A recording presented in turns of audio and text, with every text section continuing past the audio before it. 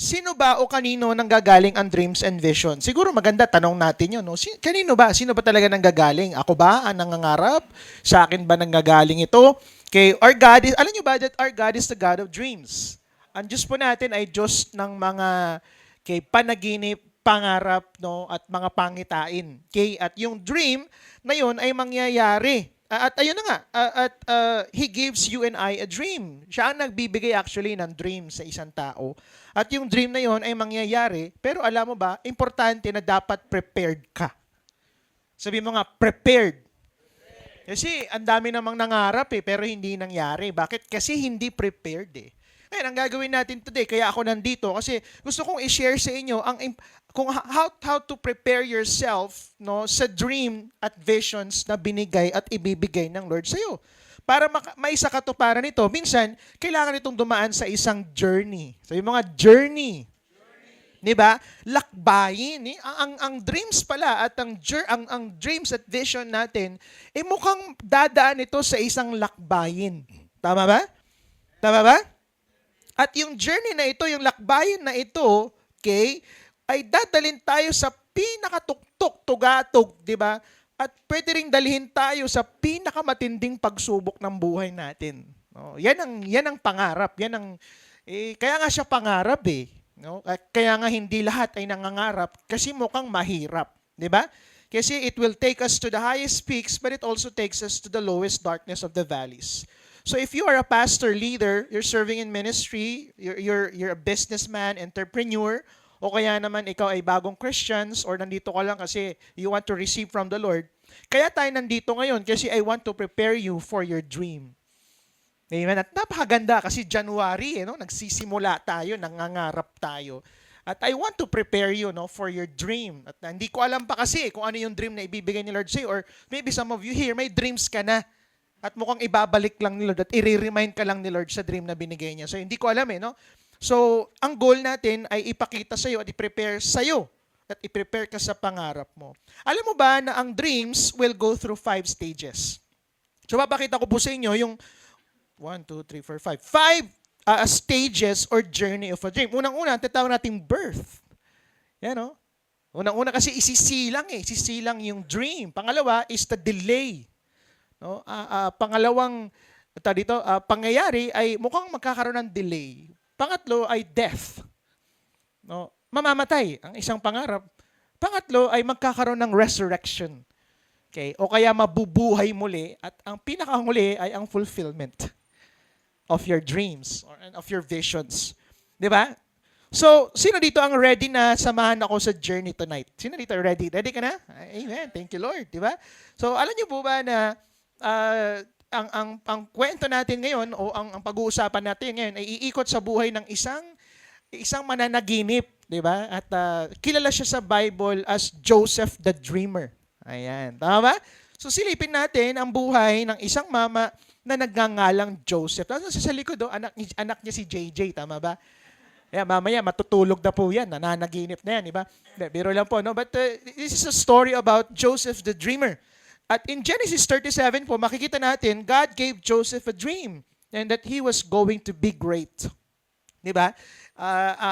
Kasi ito actually, hindi ko ata nailagay dyan, but sige, pakita lang natin yung verse. Sabi dyan sa Genesis 37, dapat supposedly 5 to 7, pero sabi sa 5, now Joseph had a dream, and he told it to his brothers, and they hated him even more. So sa verse 6, ano ba yung dream ni Joseph? Yung dream ni Joseph kasi, sabi niya, nakakita ako ng mga palayan, 'di ba? Taniman, 'di ba? At nakita ko yung mga di ko alam kung anong tawag, sheaves, ang Tagalog ng sheaves, no? Yung basta 'yun. Sabi niya ang nangyari daw ay lahat sila lumuhod at siya lang daw ang natira. So ang nangyari kasi, ang story kasi ni Joseph, siya ay favorite na anak kasi siya ang bunso. No, siya yung parang sabi nating menopausal baby. Kasi pinanganak siya nung medyo matanda na yung mga magulang niya. At siya lang sa kanilang magkakapatid ang may damit na colorful. No? So, ibig sabihin, black and white siguro yung mga kapatid niya. Kawawa naman, di ba? Ito colorful, 1080p, di ba? Kawawa naman yung mga kapatid niya. So, inggit na inggit sila sa kanya. No? Parang mukhang iba yung special favor.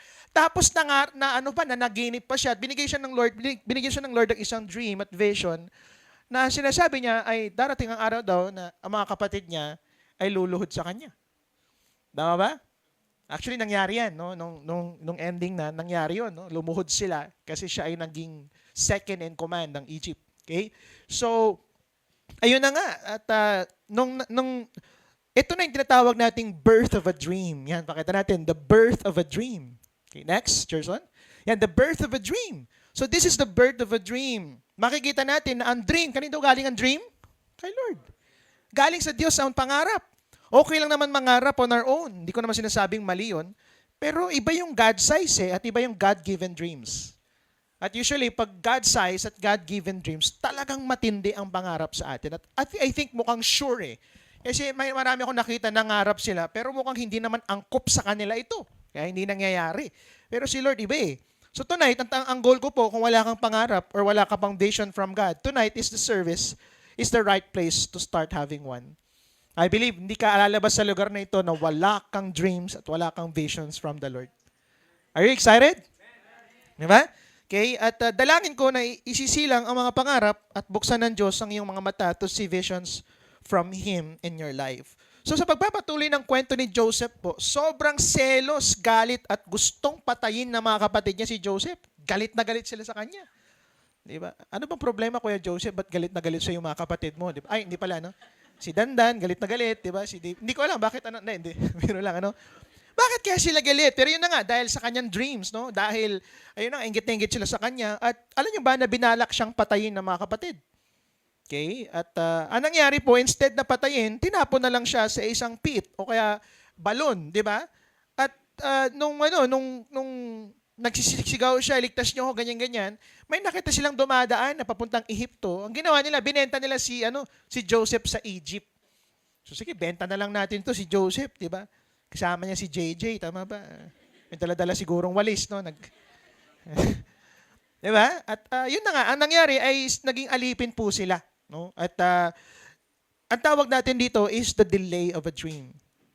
Tama? The delay of a dream.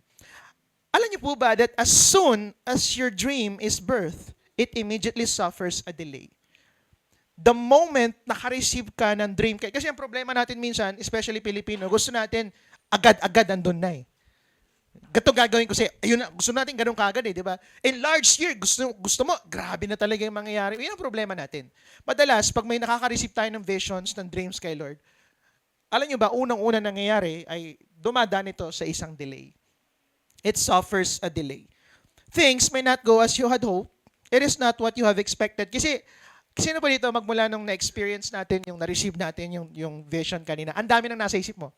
Tayo mapasok, especially siguro mamaya pagkatapos natin makareceive ng dreams and vision. Ang laki-laki. Hindi ko alam kung anong gagawin ko. Parang excited ka na. Tapos, eto na yung mga naisip mo. Baka gato siguro mangyayari. Baka ganyan siguro. Baka ganyan. At alam niyo po ba na hindi laging ganun And it's not going to be as fast as you expected it to grow. Hindi po ito mabilisan actually. This is the point when you start to get a lot of doubts. Kakaroon ka ng maraming, doubts, tanong, talagang mapapatanong ka, totoo po ba? Yung mga dreams at vision ni Lord sa buhay ko? Totoo pa ba na ang 2026 is the year of enlarge? Ba't parang lumiliit ako? Di ba? Parang pumapayat ako. Hindi ba yun, no? Alam nyo, nakita ko that the biggest fight that you will ever fight in this journey of a dream is doubts and discouragement. Isa to sa pinakamalaking kalaban mo. Kasi ang daming sasabihin sa iyo ang kaaway Ang daming kasinungaling ang sasabihin sa iyo ang sarili mo, sasabihin ng ibang tao, sasabihin ng social media, 'di ba? Na talagang magkakaroon ka ng doubt Totoo ba? Talaga ba? Na be discouraged ka And you will start to wonder, why did God really call me to do this? Bakit? Ako ba talaga yung sinabihan yun? O baka yung katabi ko? Baka hindi lang siya di ba? Hindi lang niya narinig, kaya ako nakakuha. Pero baka mukhang sa kanya yun Tama ba yun? Narinig ko? O nagkamali ba si Lord sa sinabi niya sa akin? Yan yung mga mangyayari There's this question, there's this doubts, there's this discouragements.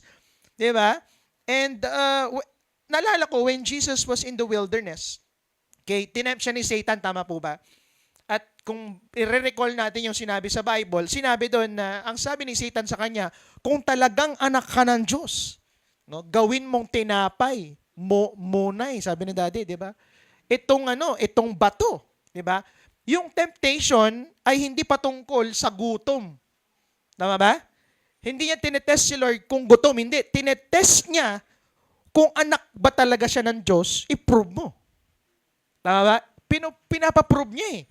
Ano yun po, in this journey of a dream, the devil will always whisper in your ears and say, kung talagang para sa iyo yung dream at vision na yan, bakit ang tagal? Bakit hindi matupad-tupad? Yung tupad lang, naging part ka ng tupad, tama ba? Pero mukhang hindi matupad-tupad yung pangarap na binibigay sa iyo ng Lord. And maybe, nasa panahon, nasa parehong sitwasyon kayo ni Joseph ngayong gabi, and the devil is whispering into your ears and telling you, for example, may binigay ni Lord sa iyo ni Lord the dream as a leader, as a mentor, di ba? Na kung magbuti kang mentor, how come your team is not growing? Bakit hanggang ngayon hindi na pa rin nag-grow yung mga disciples mo? Ba't nawawala pa nga sila eh? Di ba? Kung mabuti kang nanay, di ba? May binigay si Lord the vision sa'yo na magiging magaling kang nanay, magiging mother of multitudes ka or what? How come your kids are not on fire for Jesus? Bakit yung mga anak mo hindi sila on fire? If God really wants to bless you, bakit hanggang ngayon naghihirap ka? Ano ba yan? Ano ba talaga? At kung discouraged ka at nagda-doubt ka ngayon sa sarili mo, alam niyo po ba na pinadala ako ni Lord ngayon sa inyo para ibalik yung courage sa puso nyo. And I know that this message is going to really encourage you. Amen? Mga kapatid, huwag kang ma-discourage. Huwag kang mag-doubt. And I believe as we end, mamaya, no, habang nandito tayo, babalik ni Lord yung courage to believe again, to dream again, diba? To visualize again, and to see that God is moving in our lives. Palakpak naman po sa Panginoon. So ano mangyayari? The moment you have a dream, it suffers a delay. Right? May delay na mangyayari. So wag ka na ma-surprise. Okay po ba yun? Wag ka na ma-surprise because your dreams will be delayed and it's not going to be easy. Pero sana ang goal natin, yung frustrations sa delay, nakaangkla sa pananampalataya mo sa Diyos. Lord, na-delay siya pero hindi siya malilate. Amen? Mananampalataya pa rin ako sa iyo, Lord. Amen? So, yun yun. Okay? So, pambira, talagang gaya ni Joseph, nagkaroon ng delay. So, coming back to the story of Joseph, he was a slave in Potiphar's house. Naging katulong siya sa bahay ni Potiphar. Diba? Pero kasama niya ang kamay ng Diyos. Okay? Lahat ng gagawin kasi niya was excellent and successful. Si Joseph kasi very very excellent siya, no? Sa lahat ng ginagawa po niya. At dahil dito nagkaroon siya ng pabor sa tao, paangat na ng paangat ang buhay niya. Pambira, parang ito na. Ito na yung sinasabi ng Diyos sa akin na pangarap, di ba? Na dreams, di ba? Na parang iraray ading kun iraraya, di ba? Enlako daak. Kasyang kayo na ni Chuck, di ba? Talagang luluhod kayo sa harapan ko, parang pelikula, tama ba? So, grabe na, paangat na ang buhay niya. At akala niya one step closer na lang, papunta na sa katuparan ng kanyang mga pangarap. But you know what? Okay, more dramatic events take place. Pambira. Eto na, di ba? Pagkatapos, di ba, ng paganda na, pausbong na yung nangyayari sa kanya, nagkaroon ng matinding pagsubok. Alam mo, ang daming may gusto kay Joseph nung panahon na yun dahil nga magaling excellent eh. Ang matindi, pati asawa ni Potiphar nagustuhan siya. Okay lang sana magustuhan siya ng boss niya eh, pero yung talagang gusto talaga siya. Hindi lang yung nagustuhan ni talagang gusto siya. In short, gustong makipag-sex sa kanya. Hindi po nakakaalam. Kamag-anak po namin si Joseph.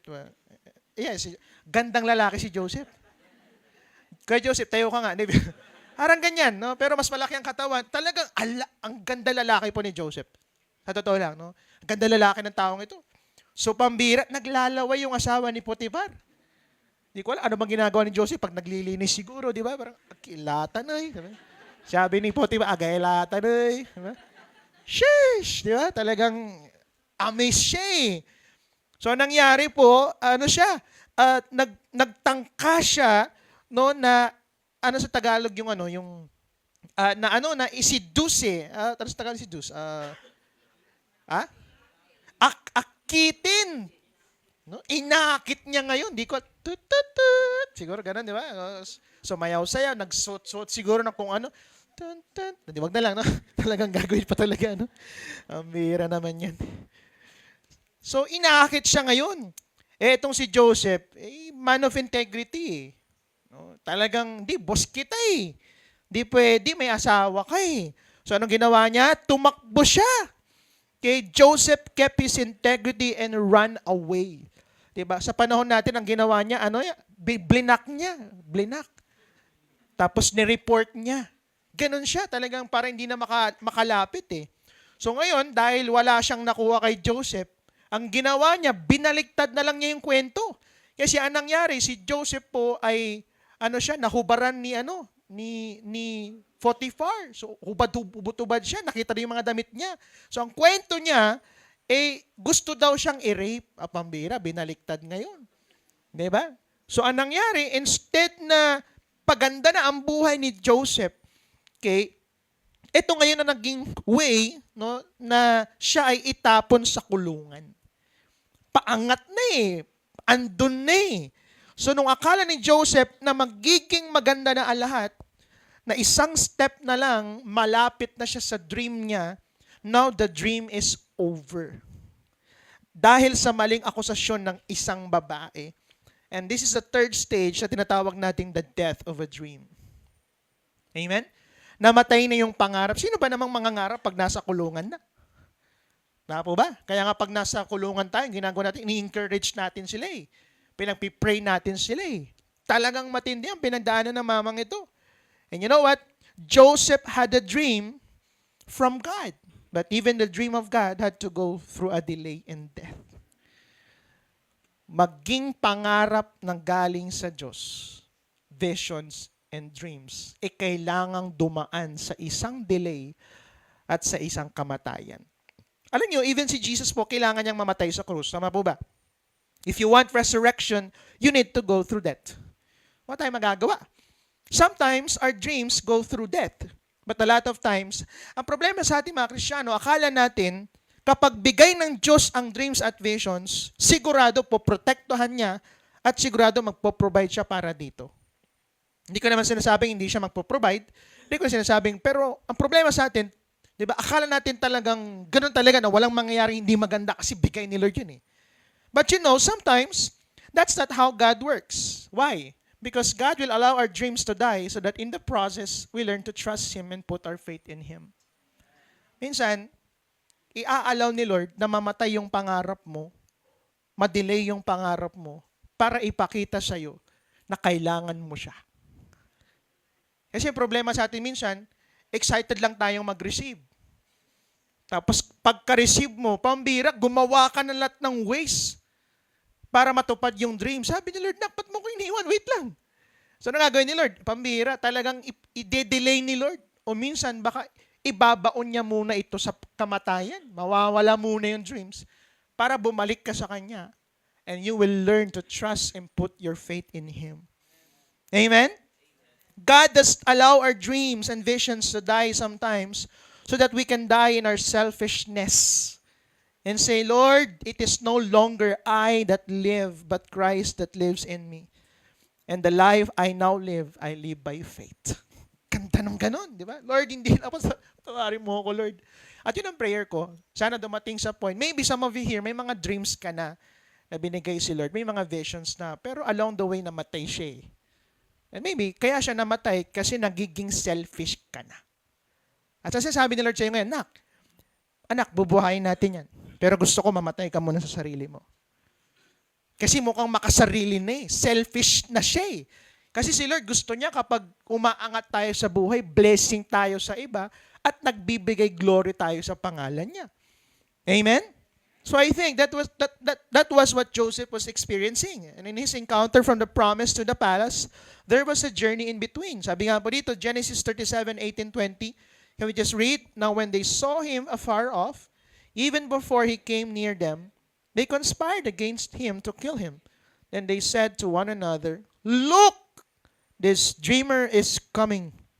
Come therefore, let us now kill him and cast him into some pit. And we shall say, some wild beast has devoured him. We shall see what will become of his dreams. Alam mo, napaka-interesting itong text na ito. Kasi hindi nila sinabing, look! Sige, next natin. Joseph is coming. Andyan na si Joseph. Anong sinabi nila? They said, look! This dreamer is coming. Hansin nyo? Ano ba? Hindi nila sinabi na we shall see what will become of Joseph. Tingnan natin anong mangyayari kay Joseph. Hindi. Ang sabi nila, tignan natin anong mangyayari sa pangarap ni Joseph. Ibig sabihin, may napansin po ba kayo? Hindi ito patungkol pala kay Joseph.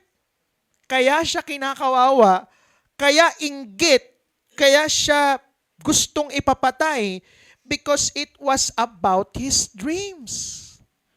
They hated his dreams. They hated the dreamer. Are you here? Alam mo ba't may naiinggit sa'yo minsan? Kasi may pangarap ka eh. Alam mo, this year, pasensya na po ang daming maiinggit sa'yo. Daming magagalit sa'yo. Bakit? Kasi dreamer ka eh. Visionary ka eh. Mabision ka eh. Tama ba? Vision po, hindi bisyo. Amen? Yung dream at vision niya ang dahilan bakit bitter, bakit pinagsisilosan at galit yung mga kapatid niya sa kanya. And alam niyo po ba, church, people will attack your dreams. Higit sa lahat, the devil will attack your dreams. And sometimes, even friends will unsupport you. Alam niyo, yung mga taong unsupportive friends, hindi mo na kailangan ng demonyo ng kaaway. Oo, yung mga ka-churchmate na pag sagsasabi ka ng dream mo, tapos tinatawanan ka, hindi mo na kailangan ng demonyo eh. Pwede na magbakasyon ng demonyo eh. Kasi may mga demonyo na sa harap ng mga kaibigan mo eh. Alam mo, meron lang akong hiling sa inyo. Okay lang po ba, starting today, especially lahat na nandito ngayon, pag nagkita-kita tayo, nagkwentuhan tayo ng pangarap natin, magsuportahan tayo. Diba? Pag kinikwento ng isang tao, sige, kaya mo yan, sige, gawin natin yan. Ano, may tutulong ko, sige, pag-prita ka, kung prayer lang kaya mo, di prayer lang, okay lang ako. Kung may bigay ka naman ng kunti, sige naman. Di ba? Oo, hindi lang. Isayin mo yung Gcash mo, di ba? Makatulong tayo. Amen? Alam mo, grabe, talagang titirahin tayo eh. Alam mo, pero may pakiusap din po ako sa inyo lahat, especially po sa ating mga youth. Okay lang po ba, please? Never attack the dreams of young people. Sa nakita kong problema ng generation ngayon, tinatawanan ng mga kabataan. Pero hindi mo ba alam ng kabataan ng pinakamalaking pangarap? May pinakamalaking pangarap at sa kanila binibigay lagi ng Diyos ang malalaking pangarap. Hindi ko sinasabing malaki pangarap, di na malaki sa atin, pero iba sa kanila. Iba ang mga pangarap na nilalagay ng Lord sa kanila. Kaya ako po, mahal na mahal ko ang mga bata. Amen? Mahal na mahal ko po ang mga Gen Zs, ang mga kids. No, kaya yan ang talagang inuubos ang pera ng church sa mga yan. Yan ang target natin. Kahit nakakapagod, kahit minsan maiingay. Hindi pala minsan, lagi maingay. Lagi magulo. Pero alam mo, please lang po, especially sa church, pag may narinig kayo, wag na wag nyo sisirain ang pangarap ng mga kabataan. Wag na wag nyo aatakihin ang mga pangarap nila. Suportahan natin. At yun ang something na so proud ako sa Daddy Bishop at Mami Telma natin eh. No? Very supportive sila sa mga young people eh. Ano ba yung pangarap mo, anak? Anong ganto-ganto? Nakakatuwa na yung mga noon na, di ba Daddy, alam ko by faith lang si Daddy pero feeling niya hindi talaga mangyayari eh. Yung mga noon na parang akala mo walang mangyayari, ngayon engineer na sila. Mga youth dati, nakala mo parang, anggapoy, di ba? Parang walang mangyayari sa kanila eh. Kasi nakikikain lagi, papalibre lagi, papahatid lagi, hindi malaya. Pero magugulat ka, professional na ngayon. Ooh. Why? Because someone believe in them.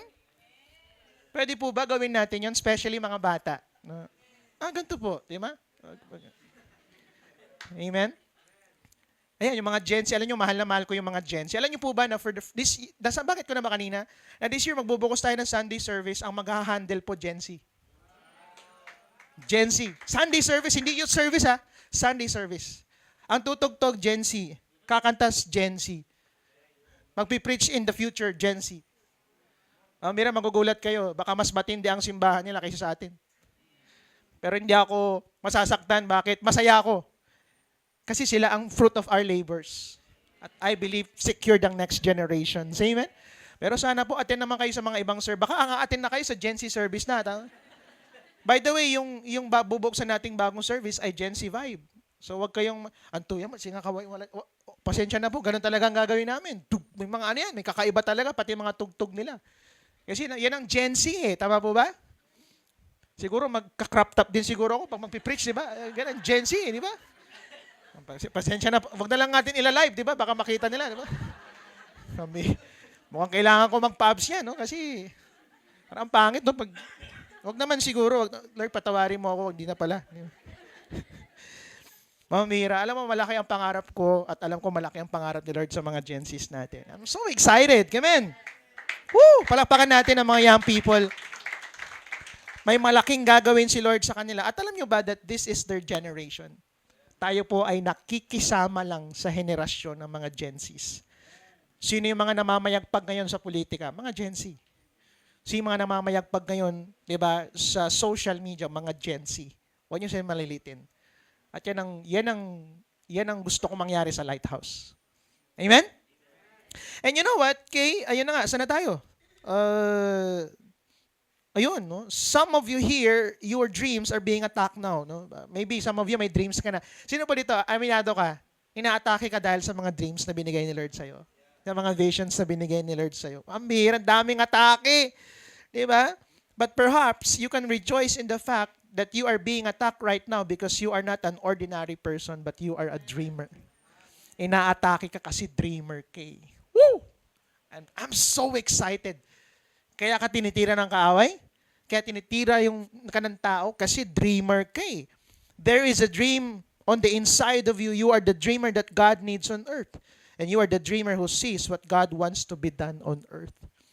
Diba? You being here at Dreams and Vision Night, ano niyo po, hindi to ordinary Sunday service or any service. Kakaibang service to. Kasi you are such a threat to the devil because you are no longer ordinary. Ito mga katabi pala natin. Tingnan mo yung katabi mo. Abnormal pala yan.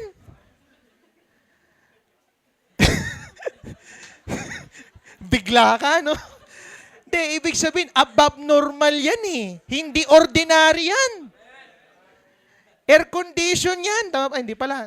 Ordinary, iba pala yun, di ba? Pambira. Iba ang gagawin ni Lord sa inyo. Pero makinig po kayo sa akin, no, pag inaatake ka ng kaaway, lagi mong tatanda, listen to this, wag mo tong kakalimutan.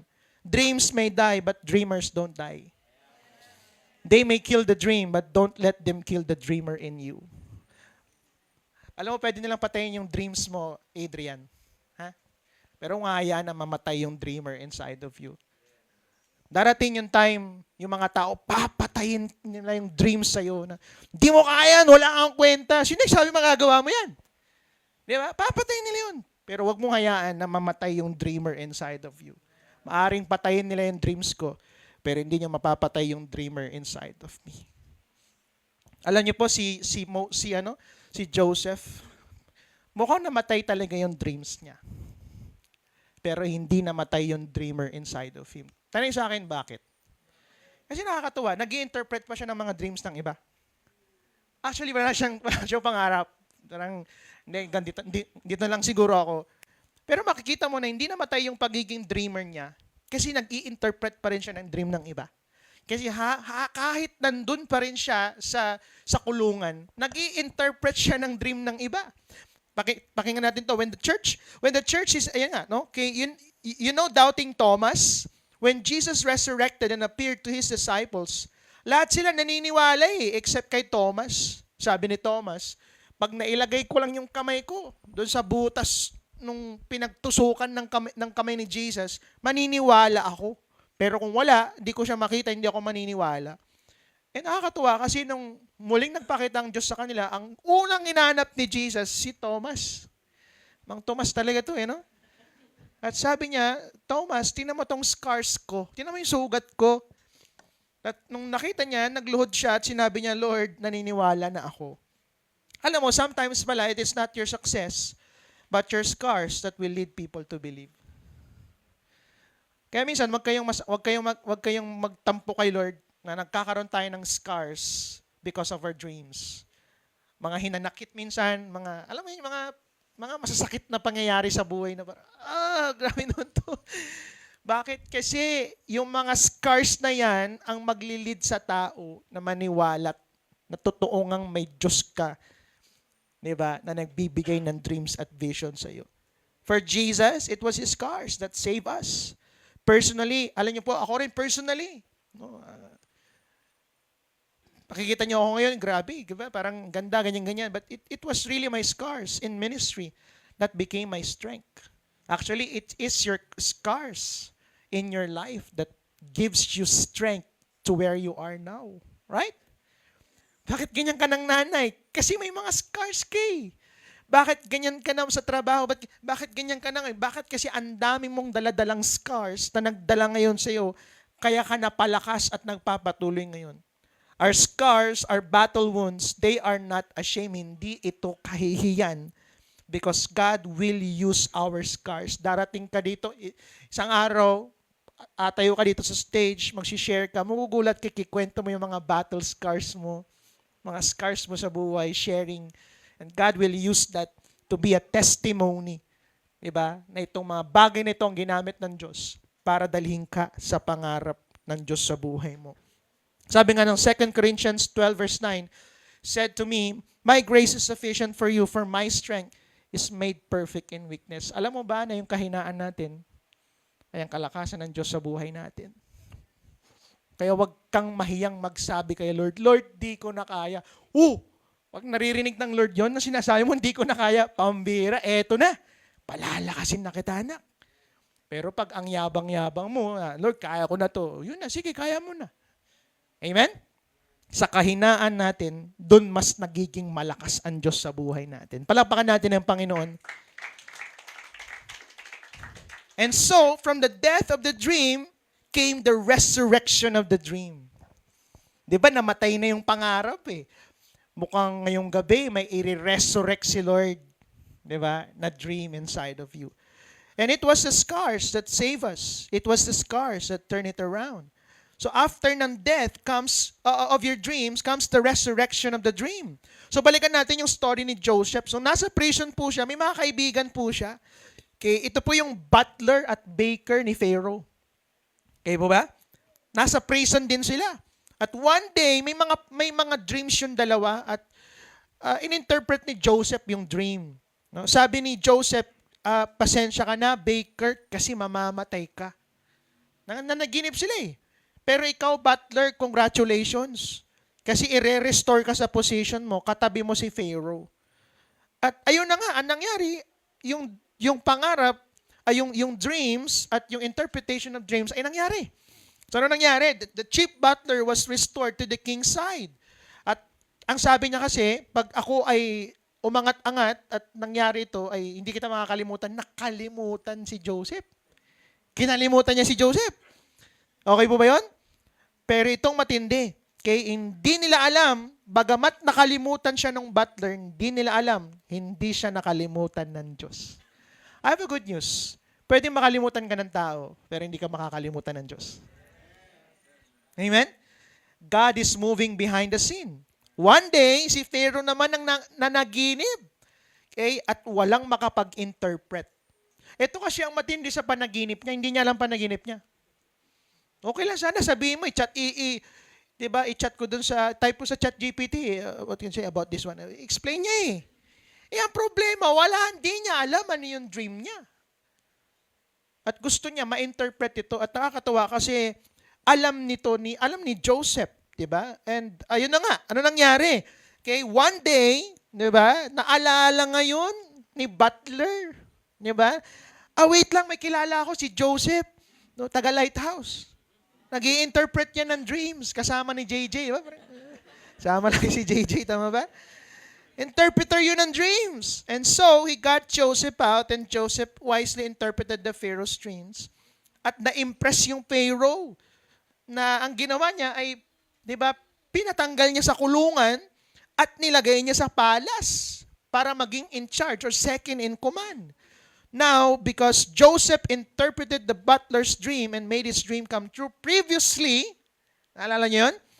Ngayon, ginamit ni Lord kay yung butler para naman mangyari ang dream ng Diyos kay Joseph. Anong sinasabi nito?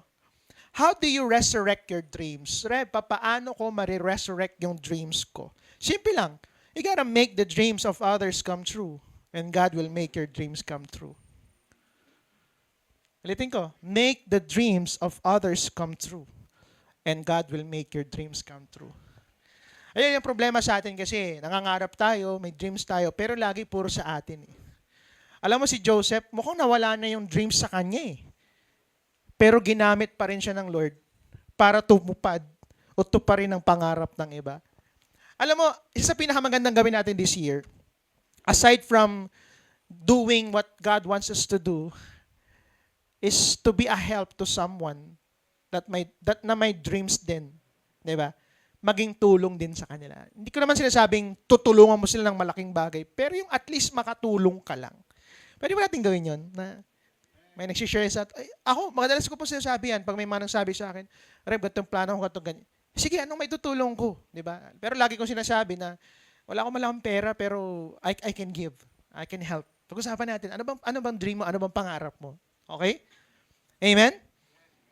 So, ang ganda nun eh, di ba? Na ikaw din, ginagamit ka ng Lord, tumupad din ang pangarap ng iba. If you keep on loving others, serving others, making the dreams of others people come true, alam mo, one day, years later, God will still make your dreams come true. Nagulat ka na lang, habang busy ka rin tumutulong sa iba,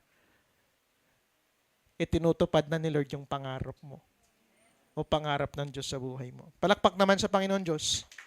So, Lighthouse fam, don't give up. Amen? Never give up. You gotta keep going because there will be a resurrection of dreams. At alam niyo po, there was a delay. Tama? May delay of the dream. May death ng isang dream. Pero may resurrection. But one day, I have a good news. One day, you will live in the fulfillment of your dream. Can I call our music team here? One day, ikaw na rin. Makikita mo na sa mga mata mo na fulfill na yung dreams at vision ni Lord sa buhay mo. Mga kapatid, Lighthouse fam, don't let the dreamer die inside of you. Amen? Huwag mong hahayaan. Maaring mamatay yung dreams, pero huwag mong patayin yung dreamer inside of you. Don't let them kill the dreamer in you. And don't let anything snuff out that dream in your heart for Jesus. Okay, tapos na po ako. Okay lang po ba mag-share ako ng maiksing testimony? Ayan. So, sige. Gusto ko andyan si Kuya Mike eh. Nag-enlarge na rin po yung keyboard natin, di ba? Halos di na nga makita si Kuya Mike, ano? And enlarge your dream. Enlarge the keyboard, di ba? Bambira si Kuya Joel, ha? Talagang in-enlarge niya na yung ano, no? Dapat yung bass natin, yung nakatayo na rin, Kuya Joel. Ay, yung boom, boom, gano'n na rin, no?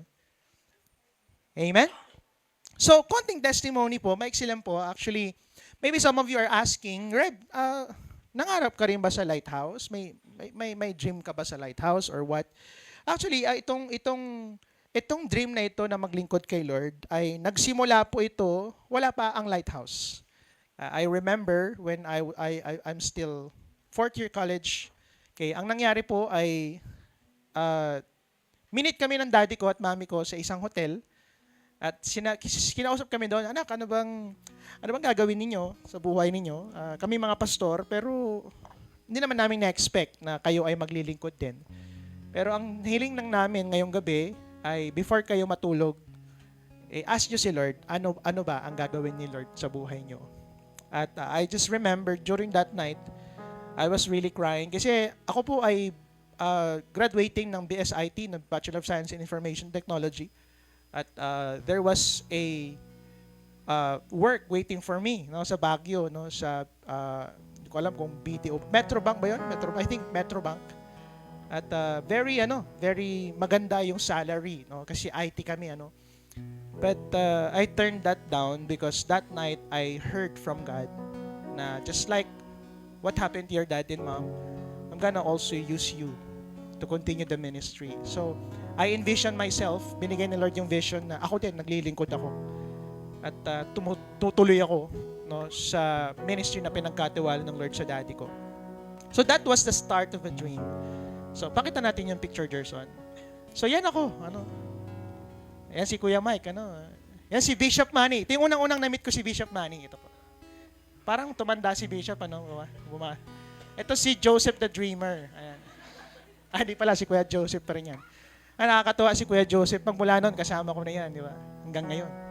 Di ba? At yan po, that's the start when I have this dream in my heart to really serve God. And pero because of that, nag-serve ako sa church. Okay, full-time ako sa church. Okay, sige, bakit may picture ba tayo nun? Wala. Hindi, pa yan. Next pa. Next. Yeah, nag-serve ako sa church. Iba-ibang mga pinag-serve ko po. Nag-gitara ako. Nag-drums ako. Drummer talaga ako. No? Nag-drums ako, nag-gitara ako. Kumanta ako. No? At naging worship leader ako. Ang dami namin nangyari. So, mukhang ang ganda-ganda na nangyayari. No? At mukhang ito na yung katuparan ng mga pangarap ko. At naalala ko, isang gabi, habang nag-worship kami, may binigay na si Lord na dream naman, hindi siya vision. May pinakay si Lord na dream sa akin. Ay, vision pala na binigay ni Lord sa akin. At naalala ko, yun yung kumakanta ko nung kanta, no? Alam niyo na yung team song ng church natin dati, yun yung kinakanta ko. Habang kinakanta ko din, nakakita ko ng malaking church. Diba, na yun nga. At nandun ako sa harap, nagli-lead, daming tao. At doon time na yun, doon nag-start yung grow ng ministry before. So, nag-grow at nakakatuwa kasi kasama ko nangarap. Pakita mo back natin, ito mga taong ito. Actually, these are the core leaders of the youth ministry before. So, I'm so proud of these people. Ba't ko sila sinama sa testimony ko? Kasi gusto ko malaman nila na itong ministry ko ngayon ay bunga rin ng pangarap namin noon. Okay, and I'm so proud of these people. Maybe some of them wala na dito. Okay, yung iba, sawang-sawa na akong nakikita sila. Hanggang ngayon, sabi ko, pa nandito pa rin ito, mga joke lang, no? Hanggang ngayon, kasama pa rin namin sila. Pero some of them wala na. Pero iba, kaibigan ko pa rin naman lahat ng ito. Pero salamat kay Lord. Ito yung mga kasama ko nangarap. Kasama kong nanaginip. Kasama ko, literal, nananaginip kami, natutulog kami. Kasama ko sila, no? Pero isang araw ay sa ganda at tugatog ng ministry na nangyari, there was a delay and there was an attack of that dream. So, ang daming tumitira po sa youth ministry noon at because of that, ang daming challenges na pinagdaanan. And ako personally po, talagang ang dami rin nangyari sa buhay ko na talagang yun ang naging reason bakit namatay yung mga dreams na yun. Namatay yung pangarap. Sabi ko, gusto ko na lang mag-serve ulit sa labas, magtrabaho, gato-gato. Nawala na yung dreams ko hanggang sa pinakamatindi nangyari sa church, okay, sa ministry, ay yung umalis kami sa first church, no, or sa simbahan na sinimulan ni na Bishop. So that was 2022. Actually 2021 nung umalis po tayo, December yun. Okay, and it was the death of my dream. As a young pastor na excited ako to really serve God, to pastor the church. Grabe, ang dami na nangyari, ganito, ganyan.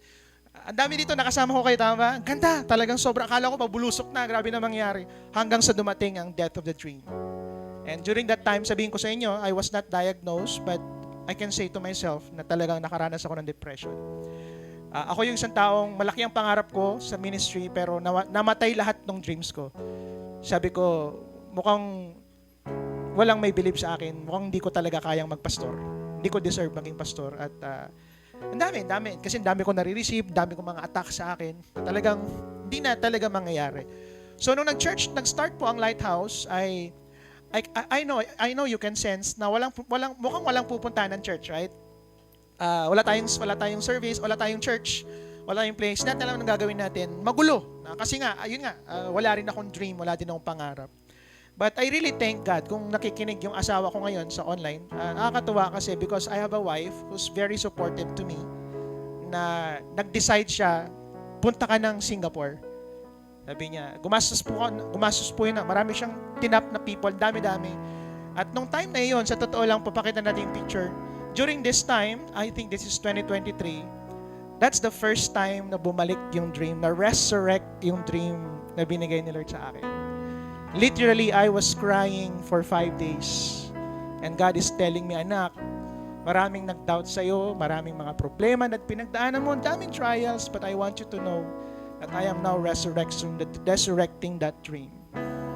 At uuwi ka sa Pilipinas na mangangarap kang muli sa isang maliit na simbahan. Kasi yung maliit na simbahan na yan, palalaking ko yan.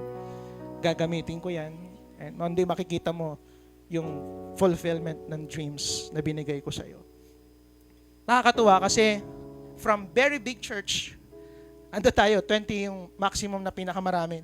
Full pack, 3 services. Lit-lit. Talagang, ganun pala, no? Parang pag malit din yung lugar mo, malit din yung pangarap mo. Pero nung time na yan, tinuruan ako ni Lord mangarap ng malaki. So I dream again. Pag uwi ko po niyan, from Singapore, I start to dream again. Nakausap ko yan, daming mga nakausap ko, grabe ganyan, hanggang sa nakalipat tayo sa church na ito. Tapos nakabalik kami ulit doon. Tama po ba? Nakabalik po tayo ulit doon. Okay, last year, kasama ang mga pastoral team. And nakakatuwa kasi, ayun na nga,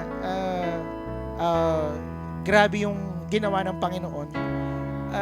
Pakita natin yung next picture. Ito na nga, no? Ito na tayo sa Lighthouse Church. Sa totoo lang po, wala pa tayo sa katiting ng fulfillment ng promises, ng visions at dreams ni Lord sa atin. But I can say, na unti-unti na nakikita ko ito sa aking mga mata.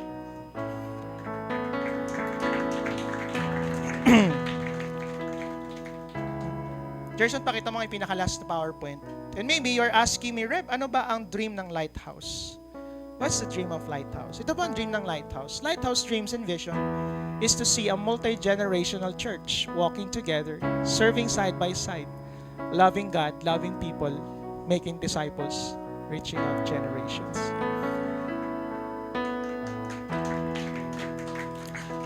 Dati ang dream ko, lumaki ang church, laki-laki ganyan-ganyan. Hindi. Alam nyo, ang dream ko na ngayon, makita ko na nanay, tatay, bata, youth, nagsaserve tayo ng magkakasama, di tayo nag-aaway, nagtutulungan tayo.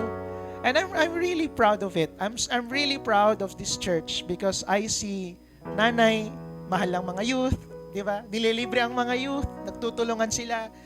At ang goal ko in the future ay mas lumaki pa, yung ganitong klase, di ba, ng family na meron tayo. Serving together, loving God, loving people, making disciples, and reaching out generations. Gusto ko bang malaman po ninyo, na itong dream na ito ay nagsisimula pa lang. Amen? And one day, sasama ko kayo sa malaking testimony na ito. I know this is dreams in progress, vision in progress, but one day we will share it with the world how great our God is. Pinakamalakas pong palakpak sa Panginoon. So, meron lang akong i-remind sa inyo before we end. Conclude na po ako. Sa journey of your dream, remember these 3 things. 3 bagay lang po ang tatandaan ninyo. Unang-una, when God speaks, I will obey. Okay ba yun? Lord, ano man yung gusto mong sabihin sa akin, pagawa sa akin. Sige Lord, gagawin ko, mag-obey ako. Pangalawa, I will have faith when the thing going gets tough. Kapag ang hirap-hirap na parang imposible lang mangyari, magtutuloy pa rin ako at maniniwala na ito yung binibigay ni Lord sa akin. At ito yung gagawin niya sa buhay ko. Amen? And last but not the least, when God wants His will to be done, it will be done. Dahil dream to ni Lord sa buhay ko, mangyayari to. Dahil plano to ni Lord sa buhay ko, dahil vision ni Lord to, alam kong gagawin niya ito. Amen? Are you excited with that? So, this moment po, gusto ko lang malaman po ninyo na, will one person make a difference? Yes. All you need is someone who dares to dream for Jesus. I have a good news. Tingin po kay lahat sa akin. Gusto ko tingin kay lahat sa akin. Gusto ko malaman po ninyo that this church believes in you. Maybe your family don't believe in you. Maybe your communities don't believe in you. Maybe your friends don't believe in you. Listen to me. We believe in you. Lighthouse Church believes in you. Naniniwala po kami na may gagawin si Lord sa buhay ninyo. We will dream together. And maybe some of you here, nag-start ka pa lang, wala pang binibigay na vision si Lord, wala pang dreams, pero by faith, 'di ba? Maniniwala ka, Lord, alam ko ngayong gabi, bibigyan mo ako ng dreams, bibigyan mo ako ng visions. At maybe some of you here are in the middle of that journey. Maybe your journey has suffered a delay, 'di ba? Things are not happening the way you want it to happen. Some of you here, mukhang patay na yung dreams mo. But today, tanong ko po sa inyo, will you allow God to do a work in your heart? Gusto mo ba na makialam si Lord ngayon sa buhay mo at sa puso mo? Ang gagawin ni Lord ngayon ay ipipick up niya yung mga basag-basag, sira-sirang mga dreams at vision at muli niyang pagsasamahin ito at bibigyan ka ng courage para muling maniwala at mangarap at tignan ang bright future mo. I want you to kneel down and ask God, Lord, give me a dream. Fill my heart and open my eyes so that I may see a vision. Amen? So ngayon, sa oras mong ito,